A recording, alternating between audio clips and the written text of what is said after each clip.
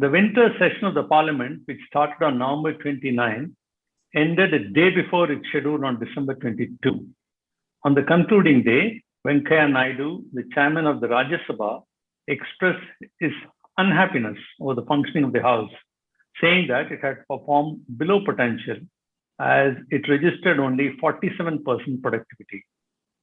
Mallikarjun Kharge, leader of opposition in the Rajya Sabha, on the other hand, accused the government of deliberately suspending 12 opposition members to get bills passed without scrutiny. On December 21, the Rajya Sabha had passed through a voice vote and amid opposition protest, the bill to link Aadhar with voter ID a day after it was approved by the Lok Sabha. Lok Sabha, meanwhile, had a heated discussion on the bill that proposed to increase the marriage age of women from 18 to 21. Subsequently, the bill was referred to the ministry-related standing committee, but not without a controversy. The 31-member committee has only one woman member, though the mandate is to deliberate upon an issue that affects half of the population. It's not that only this particular session ended in a chaotic manner. What is worrying is the fact that it has now become an inalienable trend. Now, entire parliamentary sessions are disrupted by political parties on a regular basis seeking to get their various demands fulfilled.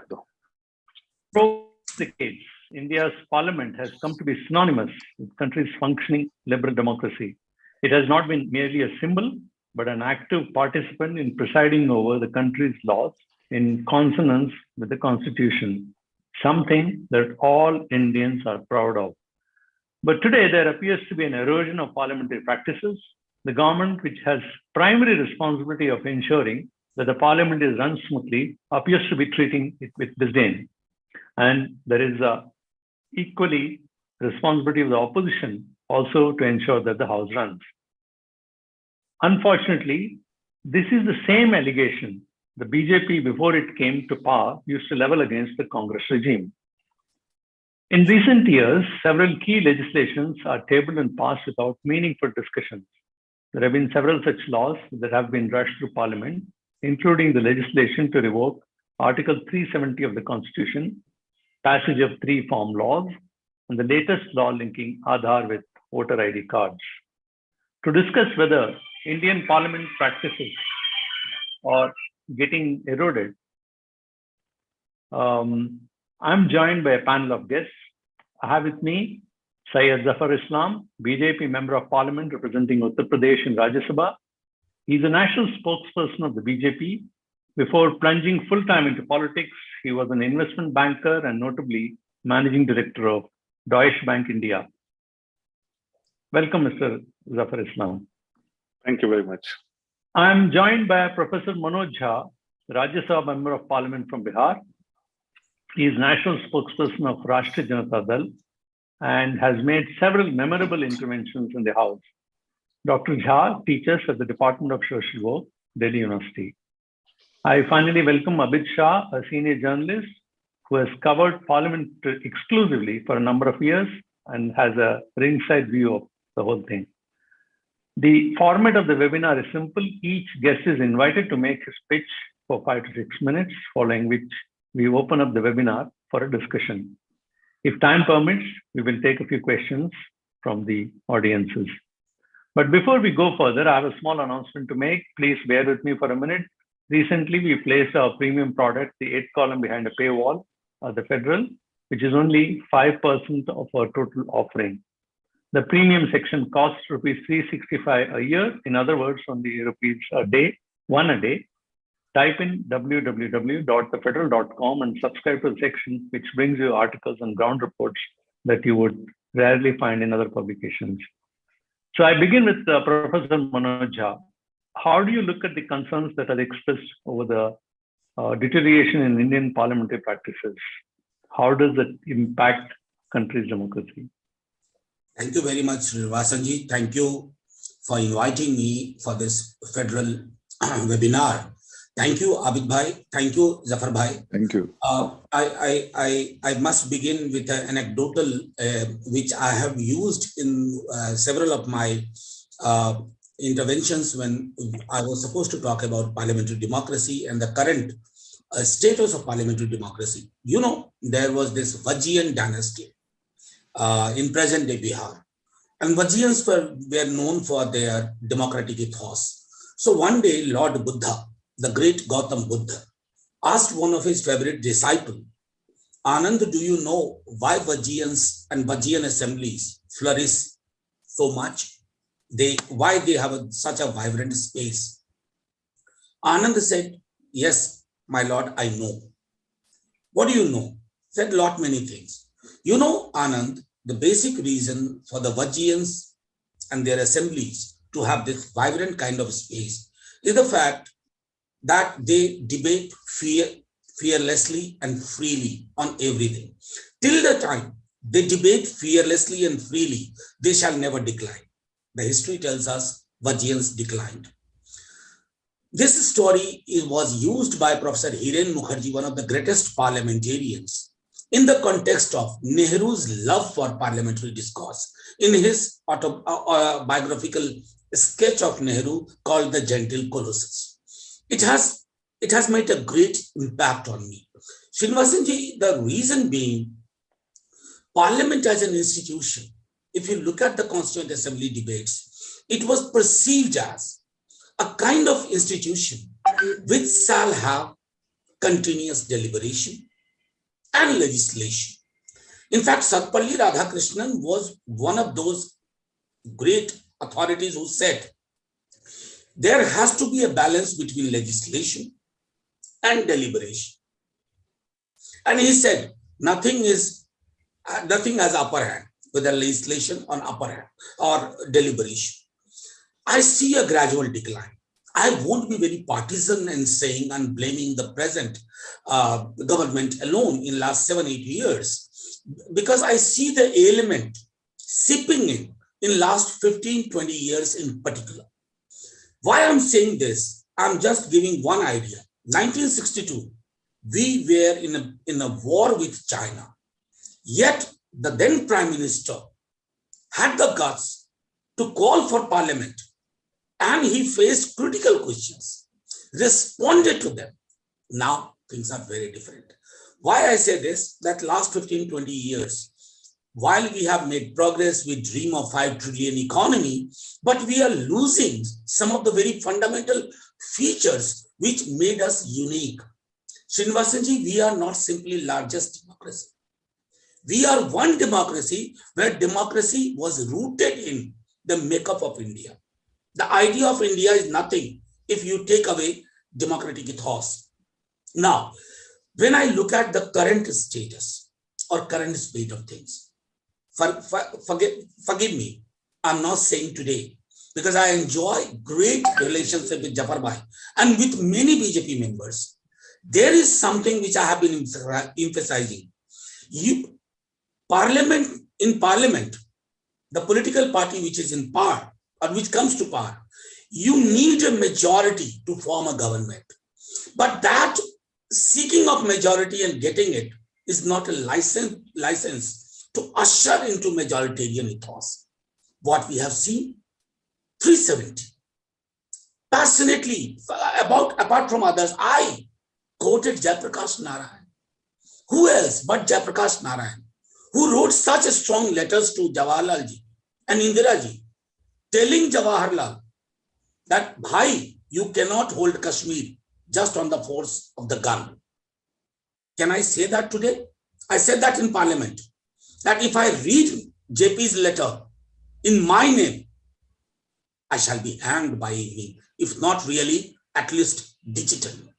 Now, coming back to several other issues, I primarily believe that parliamentary democracy everywhere runs on the large-heartedness, the willingness of the ruling party. In recent cases, I have said time and again that that plot has been lost by the ruling party. That plot, I share what you said about our chairman, Venkaiah Naidu ji. Let's not put chair into that picture. A chair goes by the thread of unity between treasury bench and opposition.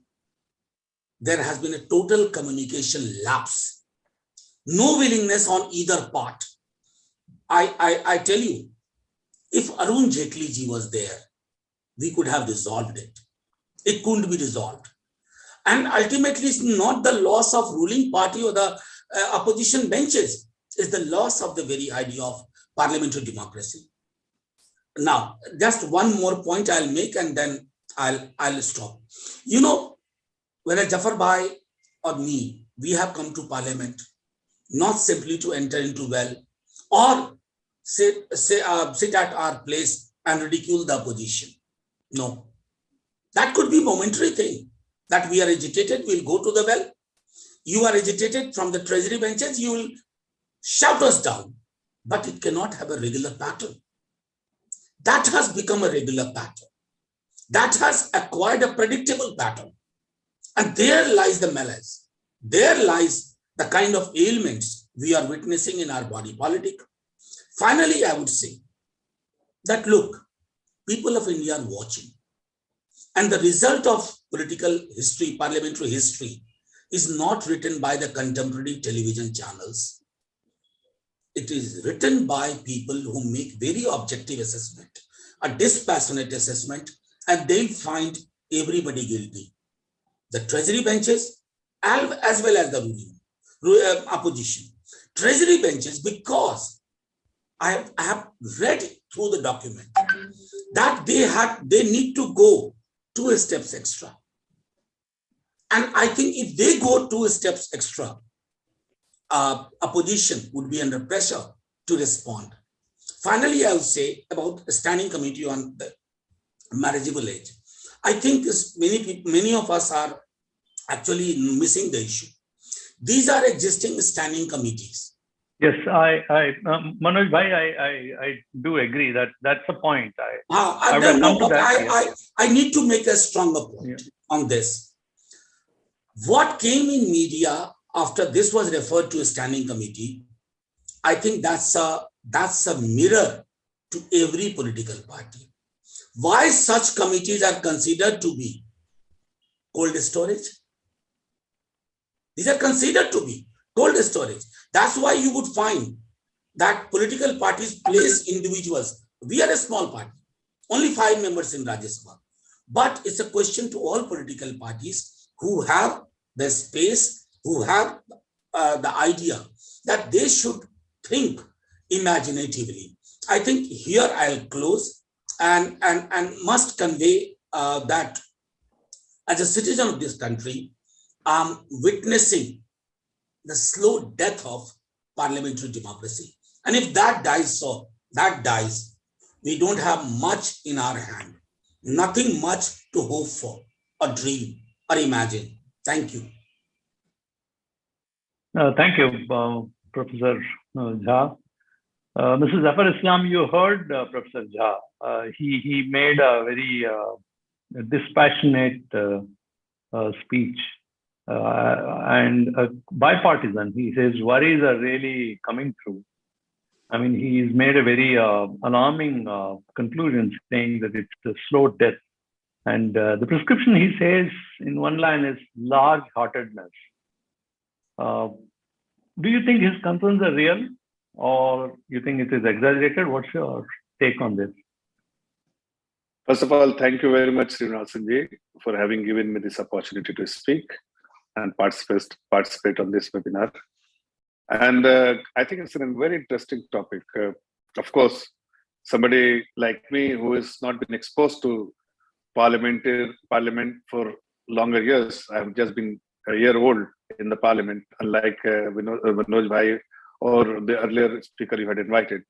But having said that, let me tell you very candidly that whatever I have observed in the 3-4 sessions so far I have attended, that what I had heard from outside the Parliament, and often was my dream to become a parliamentarian, a lawmaker of the country, because this was a dream for me, and a dream has come true. And I'll take this opportunity to also thank my leadership for having nominated me to the Rajya Sabha, and whatever I intended all my life to do is something which the opportunity has come has been given to me by the party. But away from that, let me tell you, My observation is very, very different. And I'm not here to criticize any political party. Everybody will say that the parliament procedures define the parliament democracy, and every parliamentarian has to demonstrate what they believe in, a true procedure and the democratic process, what they need to follow as a parliamentarian. Something I see missing today.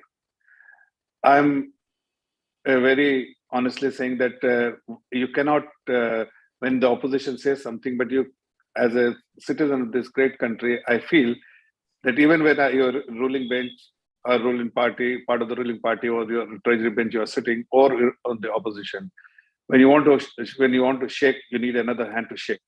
When you want to clap, you need another hand to clap. You can't clap with one hand, you need two hands to clap. Likewise, to let the parliament function, you need a very constructive approach from everyone. When people say that it's the responsibility of only the treasury bench, I disagree with the people. I mean, it's my personal thought that I just completely disagree with the people who make this statement, or whoever made this statement in the past, or who always quote that it is the primarily responsibility of the treasury bench to run the parliament. No, it is not. It is the responsibility of every parliamentarian who have been given the opportunity by their party or by the people to present inside the parliament and speak. It's their responsibility to behave responsibly and constructively so that the parliament should function and the business is transacted. And I'm sorry to say that there are many politicians in the parliament who have been nominated, who are a parliamentarian, but still they do not know what is the responsibility as a parliamentarian they carry. What is the expectation the people of this great country expect from them, and whether they are delivering it? I think it is the time for everyone to prospect, whether as a parliamentarian, as a lawmaker, what is the expectation of the people and whether you are delivering it. It's not, I'm agnostic at the moment, whether it's the ruling party or it's a opposition bench. Everyone has to behave differently, constructively, and there has to be a visible change in their approach and conduct, because it is not only the legislative business what you conduct, it is also the procedure you follow, it is also what you demonstrate, what the world see you as parliamentary, you're contributing in making a law or a legislation or in the bill converting into law. I, as a parliamentarian, I felt that I will be given the opportunity to speak. Very often, I'm also grateful that I have been able to speak once or twice, but very often it was disrupted. My name, since you were talking about the winter session, many a times my name was suggested, but I didn't get the opportunity to speak. I like Professor Jha, and I have huge admiration for him. The way he speaks, the way he conducts as a parliamentarian, I have a lot of admiration for him, and people admire him. Purely not because he belongs to X party or Y party, purely because what he brings to the table as a lawmaker inside the parliament.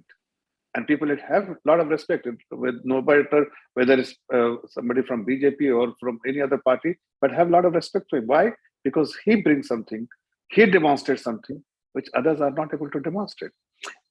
So there is something which is missing, and what is missing, that the opposition bench needs to also behave responsibility, and disruption is not the solution.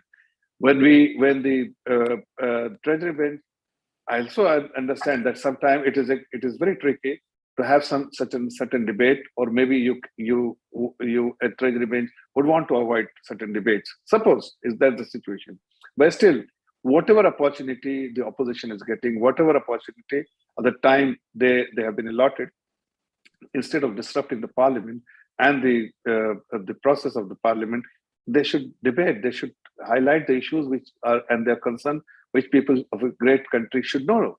But instead, they're happily disrupting the parliament and not allowing the business to be transacted or debate to be taken place. And I'm not criticizing any particular person or party of it. I'm saying, like you say, that the responsibility of the treasury, I also feel that there is the responsibility of the principal opposition party, because that also has a lot of responsibility to ensure that other smaller political parties who have small representation in the parliament, they come along, and they not come along to disrupt the parliament, but to have a constructive discussion and let the business be transacted on the floor of the parliament. And I think that is something which is missing. As a parliamentarian, I feel that instead of blaming anyone, I think all of us should discuss. Those who are part of that business advisory committee, they should discuss the business. Do not disrupt the parliament. The parliament, it is taxpayers' money, and this is something which everyone knows. But what is important, that every time you disrupt the parliament and the bills have been passed, and it has become a law, it is the failure of the opposition party, because they didn't allow it to discuss. Otherwise, I have seen many opposition leaders, they have spoken such nice things. They have highlighted few important issues. Manoj Haji, many other people I can quote, because they have the talent, they have the ability to understand the dynamics of each bill, and before it becomes law, what are the issues which need to be highlighted for everyone to know, so that the bill actually, what has been directed for the purpose, that should be achieved. And that cannot happen only when the treasury bench is being proposed by the treasury bench or the minister, but it is also being contributed equally by the opposition bench. That is what I feel, as a very new parliamentarian who have not been exposed to a true sense, a parliament session without disruption. Thank you. Right. Thank you very much, Mr. Zafar Islam. Yeah, I must say that you're a first-time parliamentarian, but that's also brings a fresh perspective to the whole thing. So thank you very much for actually agreeing to join this webinar. And it's pretty surprising. I had quite a difficulty getting the leading opposition party into this webinar, which in itself speaks of a different story. But the thing is, let me go to Abid Shah. Abid, you heard both sides now. Right. Now, just weigh in, as you've been observing as the parliamentary procedures for a while. 2 points strike out for me from Mr. Zafar's initial observation. One, for an MP to say that I, as a parliamentarian, was not given an opportunity is not something which is very good, which is quite a hard-hitting one. Actually, MPs go to Parliament to legislate, to speak, to express their opinion. And the other, the fact that that it requires two hands to clap. But then what we have been hearing so far. So right. Please weigh on these issues. Well, at the very beginning outset, I would like to say that these are very difficult times. And not only Parliament, like everybody, press and everybody, should have been more responsible than ever, this thing. And since our Parliament is the prime institution of the country, the top institution, whether new members or older ones, the country must have expected quite a bit from them, which is palpably lacking. It's not visible. Forget the diverse claims of opposing sides. It's very visible that quite a bit is lacking. As far as this responsibility for ensuring calm, smooth, peaceful functioning of the two houses, let me go back to the days of Narasimha Rao's government, when BJP was an opposition party. BJP was certainly a good opposition party than what it is today as a ruling party. BJP leaders, from top leaders to, Sushma Swaraj, Arun Jaitley, Pramod Mahajan. In Sukhram's case, they stalled the house and they repeatedly said they repeatedly said that the responsibility for a smooth running of the House rests with the ruling party, with the treasury benches. And this, everybody, this is a recent memory, this is a current memory, everybody repeats it in Parliament and outside it. So to say that the responsibilities of the two sides, these two sides are going to change. They have been changing, there have been changing sides, there have been, roles have been changing, but basic expectations are not being met for quite some time. This is quite common complaint, and this goes to everybody, all members of both the sides, and the sooner some sort of arrangement, some sort of solution becomes visible, I think everybody will be relieved. Having said that, it is important, like there are always going to be two sides or more than two sides. We are a multiple democracy, multiple party democracy. So what is expected of Parliament is to reflect collective will and collective mind of people, as it used to do in the initial decades, in the initial years, which is not here. There were very bitter exchanges, but like what emerged at the end of it was a common kind of stand on vital issues, which is not the case anymore. You see, the bills are hurriedly passed, members are suspended, marshals are called, the grievances are there from the opposition. There are daily dharnas at outside the houses, within the precincts of Parliament, and people sit at what you call Gandhiji's statue. These are very common sight every day.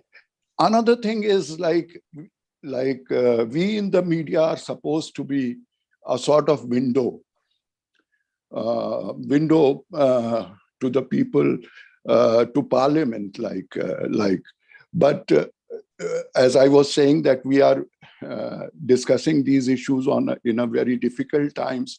When Corona came, restrictions also came, and these restrictions applied to press persons who used to go to the gallery, Parliament Central Hall, and report things. There were restrictions like some genuine and some not so genuine. Like what happened is that during the last session, it came to draw of lots to allow select fewer members from the press corps to the gallery, to Parliament, or to wherever, anywhere entry was restricted. Right. And this issue boiled down to resignation by one of the journalists who was on Rajya Sabha's Media Advisory Committee. Anand Bagetkar resigned. And there were protests by journalists against these restrictions, and some of the opposition leaders, both Mr. Zafar and Mr. Jha would know, Professor Jha would know, that we protested also, and memorandums were given, and some of the opposition leaders supported the journalists also. Still, the issue has not been sorted out. Let's hope in the budget session it's not the same thing anymore.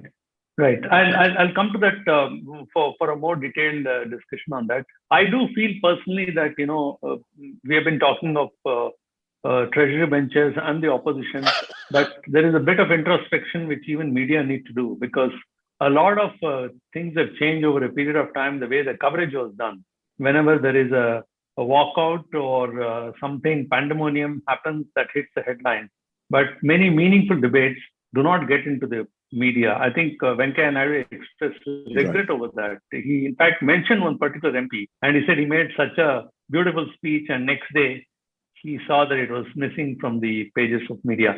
I'll come to that. I think I don't want to break momentum. We'll continue from here, but the producer is pushing me just to press one little button, see this promo, then we'll go to detailed discussion on this.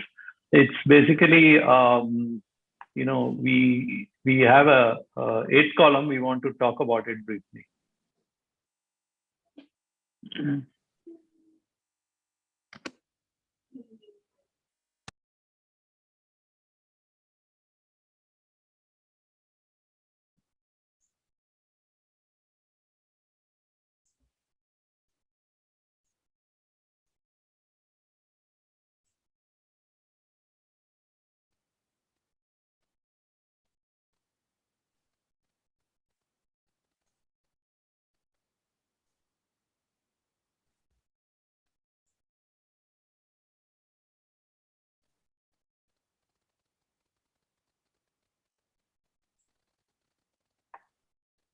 So thank you for bearing with me on this. I think now really both Jha and Mr. Islam want to react. Maybe Mr. Jha, go up first. Professor Jha, then you can react. Yeah. Srinivasanji, there is nothing to react. I think it's time for all of us to, if I use the kind of terminology my chairperson Venkaiah-ji uses, time to act and not react. I'll just tell you, you quoted 47% of productivity in this session. You need to, don't look at 47%. 47% productivity means that so many bills were passed. You calculate the number of bills as productivity. Radhakrishnan or the ones in Constituent Assembly who imagine this parliament, they would judge productivity on the basis of quality discussion, interventions and discussion. That 47% will go down to 4.7% if you examine on these parameters.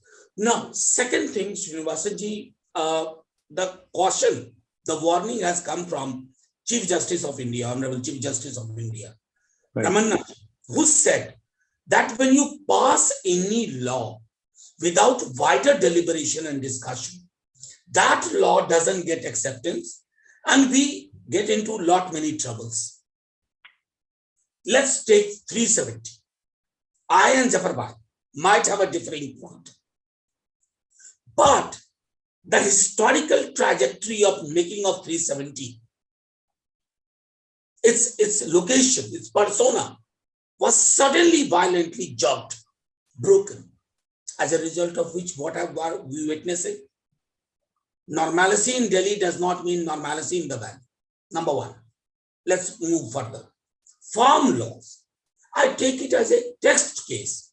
You know, Srinivasanji, I never want to sound like a prophetic announcement, but I have said that on the floor of the house that day, that look, don't go by the whips of your party.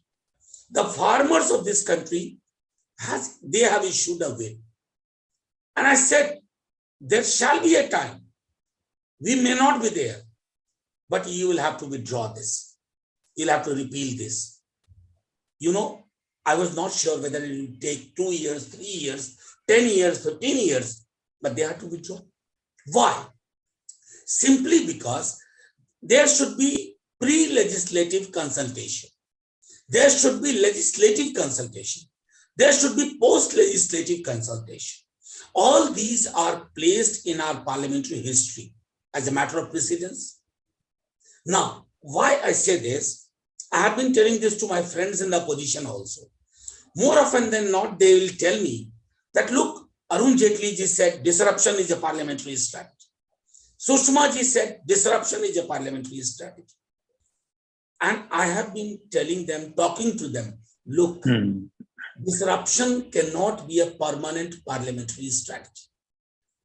I mean, if Arun Jaitley ji said this or Sushma ji said this, let's not take it as a final words of wisdom. They were talking in a particular context. That context has changed. So I personally believe, Srinivasanji, smooth running of parliament is in the interest of everyone.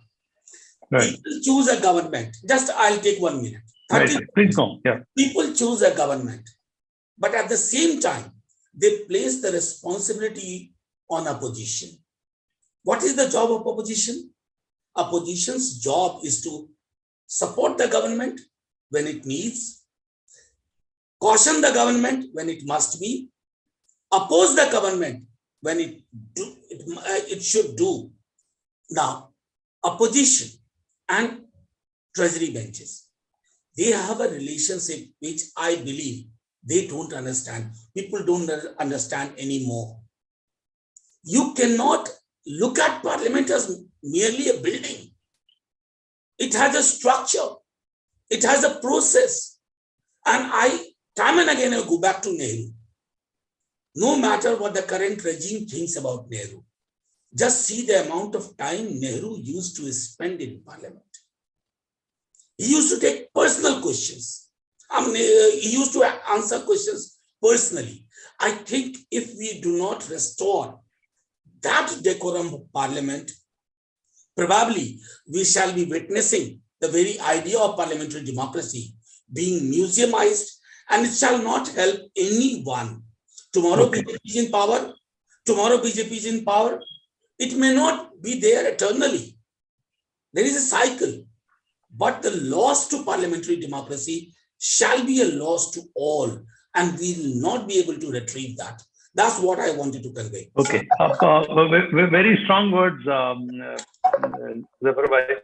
I just want to, I'm not going into the merits of the case, but let's come to a bit of specifics of the case. Since you were a merchant banker and you definitely understand the data and the facts. See, there are 2-3 things. One is, according to PRS, the reference to specific standing committees and other such committees, house committees or any other committees, was actually about 74% during the earlier regime, UPA, and it has fallen to about 26-27% during current regime. The bills which needed, why does it need to go for a wider consultation? Because it's a smaller committee, and you can even call in experts and have a much more meaningful discussion than a large parliament. That was one. Second issue here is, the second fact is, between 2014 to 2020, average 28% bills were referred to. This is what I was saying, lowest ever in parliamentary history, which has happened now. The second, again, is Prime Minister Modi's attendance and participation in parliament proceedings is among the lowest among all PMs. So these are 2 specific facts. So please, Wayne. I think, let me respond to both the questions. First of all, referring to any bill to a standing committee or is the discretion of the Treasury bench. And there are many instances, maybe it could have been done, but the approach and the conduct of many of the opposition parties, particularly I'm talking about the principal opposition party, is something which is definitely give a sense that they show no interest in any of such bills.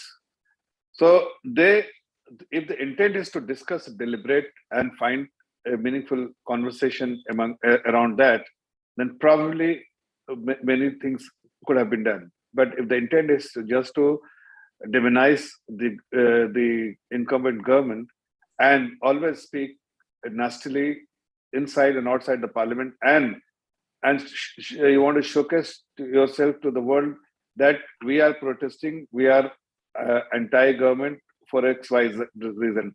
So that also you have to really evaluate what is the intent of the opposition parties, and I'm referring to particularly the principal opposition party. So as I said in the beginning itself, that you need to have a constructive approach. For constructive approach, there is a level of participation for both sides, but here it is missing. That is something which I am saying. For instance, I was given a chance to speak on a very important issue. Today we are struggling, or everybody is talking about Omicron, and it's a very important subject or topic for humanity, for the country. every citizen of this great country. But did the opposition bench allow me to speak? No, they're completely disrupted for 3 consecutive days. I was standing to speak and I could speak. I could only shout instead of speaking sensible things, because every now and then there were people shouting at me, so and disrupting the proceedings of the parliament. So what I'm trying to tell you that it is not only the ruling bench. There are certain things which you can achieve, but it is primarily because of the negotiation and how you engage the treasury bench as well. If you have a approach not to engage, not to approach, and only to disrupt, and that this is the only agenda you have, that you will not let the parliament to function, then you can not take recourse to this kind of a statistic, because this statistic is merely statistics, and you cannot. I have many other statistics to show that it is the much more productive sessions we had, because we could pass those bills. You can have a difference of opinion, like Professor Jha very rightly said, that passing bill is not only is the product. It should not be seen as a product. The parliament was productive. The productivity measures could be very different. You can see how much you have deliberated, discussed, debated on every single issues. How much is the contribution which have been made by the opposition wing? Something which is missing. And I emphasize time and again, as a new and raw parliamentarian, I still have to learn the traits of being a good parliamentarian, but a raw parliamentarian. But I'm also learning the traits. But let me tell you very candidly that there are certain things which is I see even the people who have been exposed to parliament and parliamentary practices for years together, they still lack to be a good parliamentarian and a good lawmaker. What needs to be a good parliamentarian and a good lawmaker is something which is missing in many people. And I think that is something which needs to be introspected rather than what is how many bills which have been pushed to. The number can jump overnight if you have the ability to engage, if you have the ability to, and if you have the noble intent to discuss, debate, and find the solution, then it can happen. But if you just the moment the chairman sits on the chair, and this opposition bench starts shouting at him, so what else he will do? He will adjourn the parliament, and that is something which they happily accept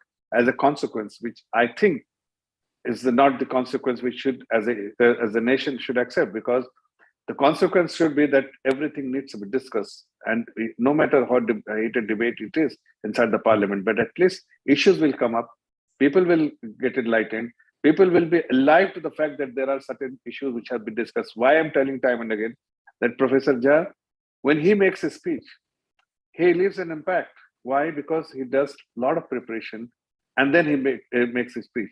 And when he delivers a speech, it leaves an impact on not only on the opposition bench, but also on the treasury bench. And that's why people acknowledge his contribution as a parliamentarian. And that is something which everybody should think of contributing rather than only disrupt the focus. Yeah. I do agree that there are unique parliamentarians like Jha whose appeal cut across party positions, and they're able to make the point of view very clear across.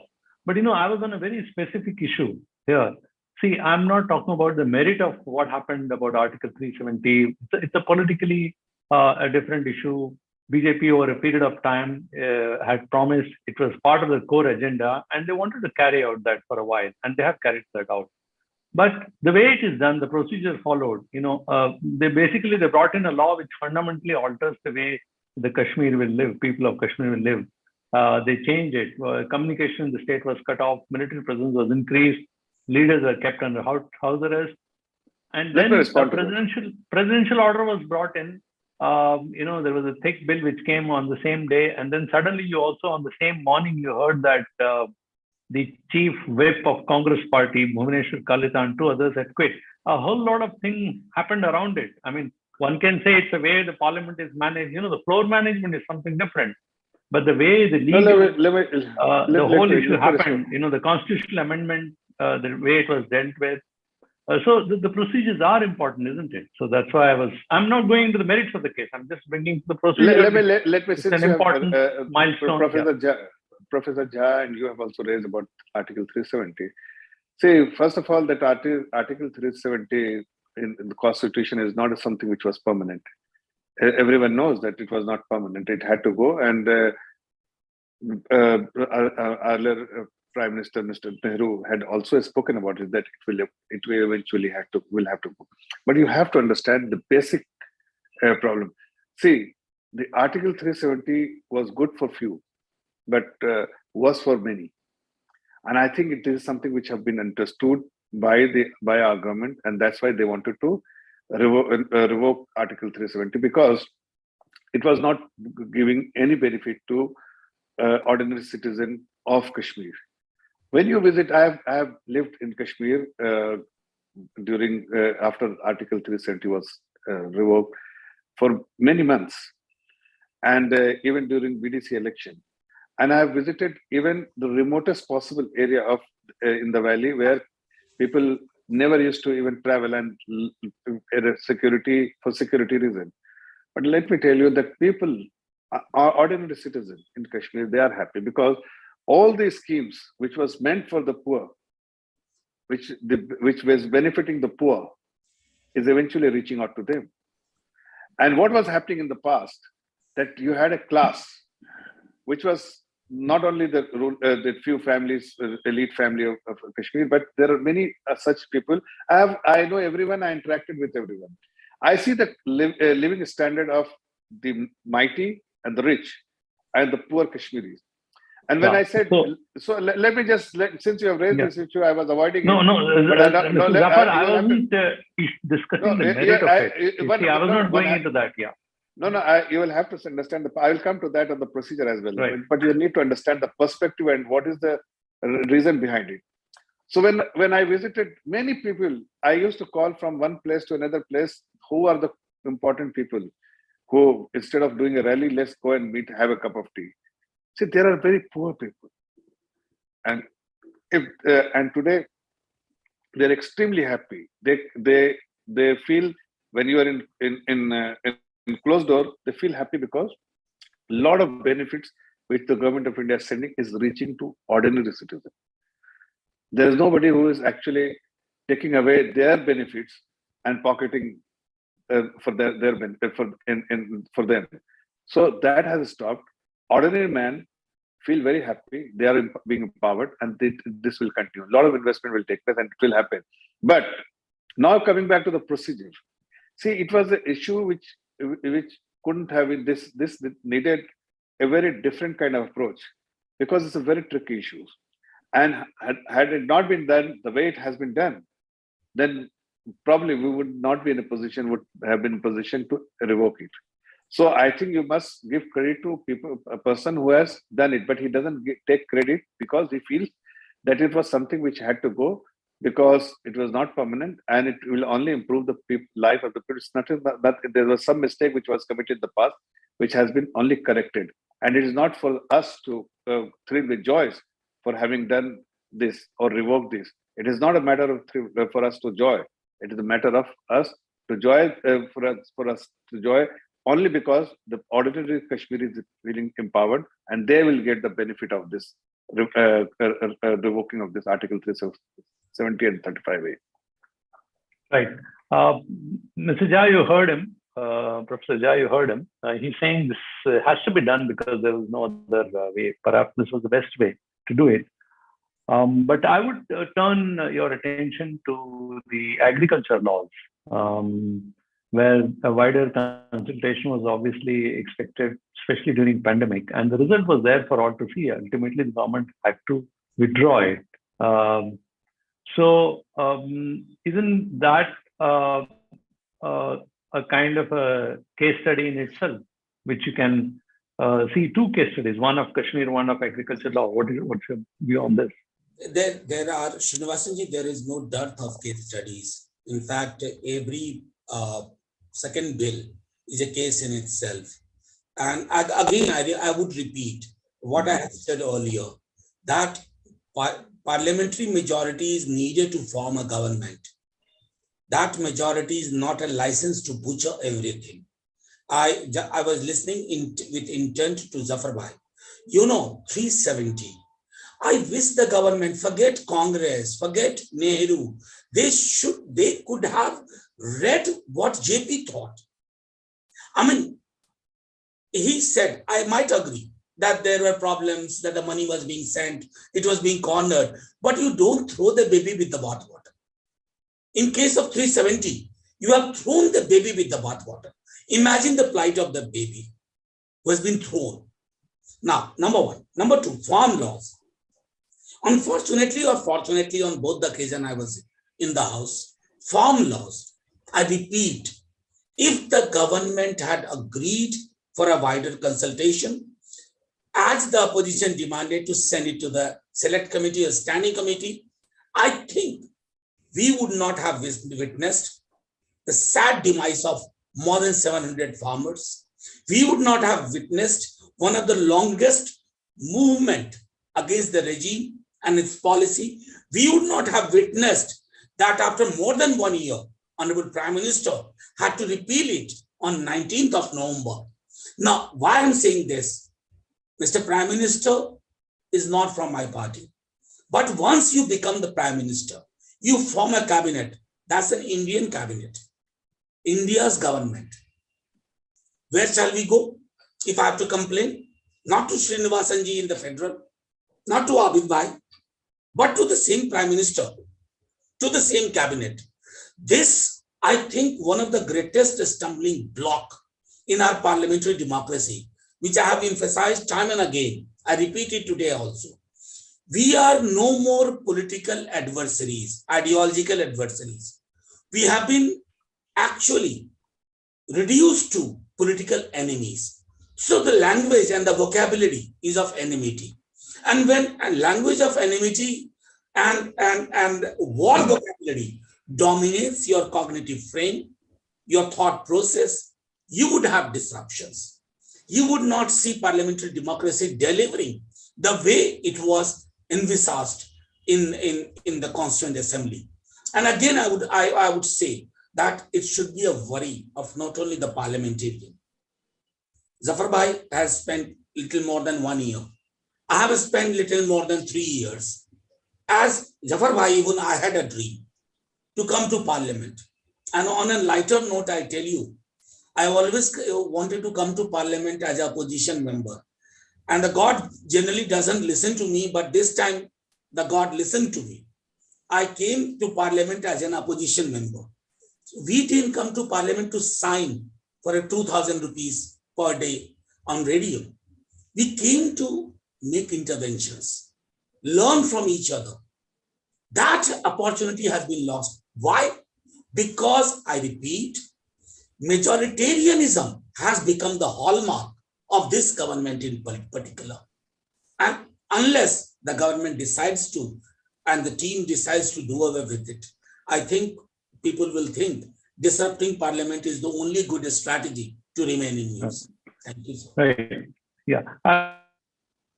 I get your point. I think, Mr. Zafar, here is a basic point, which is, I think, Manoja is repeatedly, Professor Jai is making, which is true even during earlier regimes. Whenever there was a brute majority, whether it is Rajiv Gandhi's government or earlier Congress government, opposition brought this issue up. I have heard Jaswant Singh's passionate speech in Lok Sabha, similarly pointing out to the dangers of democracy he has made. I've heard Advaniji speaking. I've heard other very important BJP leaders, other top parliamentarians speaking about it. So the majority, when you get a majority in a house, it also brings along with a certain responsibility. And you're right that you need two hands to clap, but then Manoj is also making a point that somebody should take 2 steps before the opposition takes it first. Can I just respond to that? Yeah. See, I heard Manoj Bhai very patiently. And see, time and again, he's driving a point that if you are in majority in the parliament, that doesn't give you a license to do whatever you feel like doing. To prove that you are in majority and you can pass any legislation as the way you want. That's not the case. As I said repeatedly, and I think the point which he has missed completely, and he could not, despite listening to me, he could not observe one very important point which I made, that it is not the majority or the minority, it is the opposition or the treasury bench. It is the intent, which I am repeatedly saying. The opposition, what is the intent of the opposition? The battle, or you want to debate? That is something which is not clear. Because every now and then, I see that there is a battle. They are up for battle. They are not for engaging. They are not up for negotiation. And the moment you have to belittle the ruling party or this government, and you have to clearly indicate that you are not here for any business, but only to disrupt and demonize, then your intent is being driven. It is the consequence of your intent, not the approach of the ruling party. That is something which I say, because many of the opposition, including Sanjay Bhai, Jaji, I asked him outside the parliament or even the central hall, what is the plan for the day? Would you like the parliament function or would you not let the parliament function? And the response comes very candid. When you are in the parliament, in the central hall, then nahi hoga chalega. Aaj nahi chalne wala hai. Means, what does that mean? Means their intent is not to let the parliament function. Their intent is not to have a better conversation or discussion or debate on this issue. So that is something which they need to introspect. And that is something which I'm trying time and again the point, that the intent is something which they need to really see whether they really want business to be transacted, where they really want more debate or discussion should take place on important issues, or even some of the bills needs to be sent to the select committee, something which can be done. I'm sure that it can be done, and we are not averse to anything. Time and again, the Honorable Prime Minister has very clearly stated that he wants to discuss. In fact, he suggests us that engage other people, opposition leaders, say that we want to discuss. Engage them, you discuss with them. I mean, like, you don't make them feel that they are opposition. They're part of this parliament, and everybody has this equal right, like we have in the treasury bench. They also have the equal right. Everybody needs to contribute. So if we are contributing, so they need to contribute too. And this is something which is important for all of us to understand. Right. I do agree, but I'll have to here announce there are one or two questions which we can take from the audience. Professor Jha unfortunately have to leave because of some pressing contingency he had to. He had warned me earlier that he may have to. Okay. So there's some, so I will explain that later. So here there is one quick question which has come from on the YouTube. See, the question is, the biodiversity bill has been referred to a JPC with a BJP member as its head, bypassing the standing committee because it was headed by Congress MP Jairam Ramesh. Doesn't this do disservice to the bipartisan spirit that should guide parliamentary procedures? Again, the question is actually on procedures. Say, I mean, not specific. I wouldn't want to comment because okay. I'm still too new to the parliament that I need to start making comment on the decision taken by our leaders. But let me tell you very clearly that these are the things which people think outside. We have no such intent that we need to bypass X or bypass Y, because all the time I see that our leaders are engaging Jairam Ramesh ji, and many a times he is also coming around on the request of our leaders.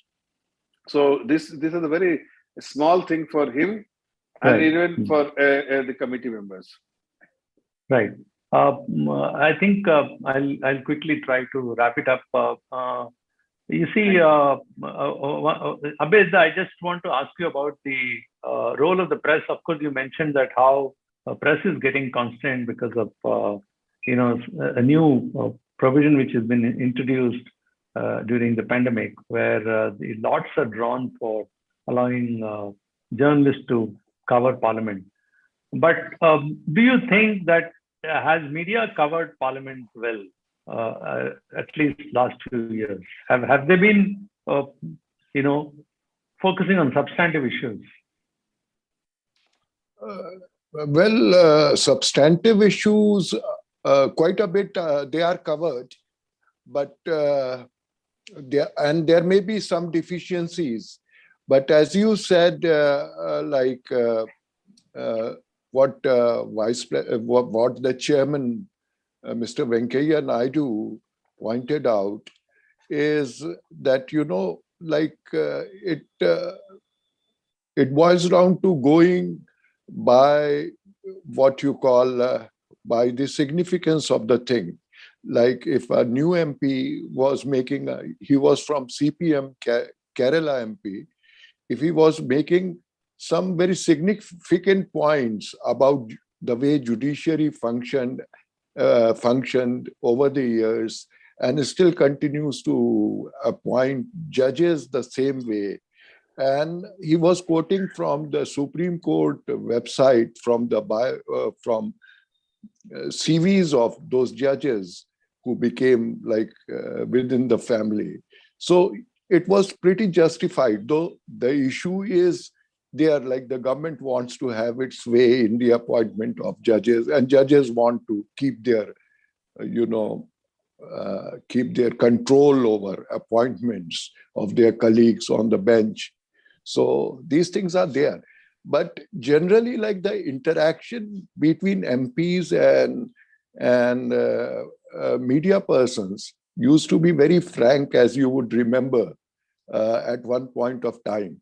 Nowadays, there is a little reluctance, people don't talk too much about the things which should be talked about, and they say that whatever is to be said will be said in the House. And the House, the way we have been discussing how it has been functioning, 370 also, you saw quite a bit of this thing, quite a bit of acrimony, where Home Minister also said, कि क्या गणपति पे बंदूक रख के ले आएंगे? This kind of a statement, this against any member. In this case, it was a former chief minister and leader of the main party of Jammu and Kashmir. And this kind of comment, this kind of statement was made by the minister who brought the bill. So you see the way this thing, right. And this was right. inadequately written, inadequately reported, inadequately debated, for which media is also responsible. So once we talk about decorum, so the decorum is expected more from the top leaders, ministers. And in this case, last session in Parliament, Prime Minister came only at the time of repeal of farm laws. He did not come later throughout the session. So quite a bit right. is lacking. Right. Press may in fact, also be I would like to remind you that even while the agriculture bill, the question was raised why it wasn't referred to the standing committee, the agriculture minister made a remark that it was a minor issue. Abid, thank you for, it turned out later that it wasn't such a minor issue. Abid, thank you very much for your observation. Mr.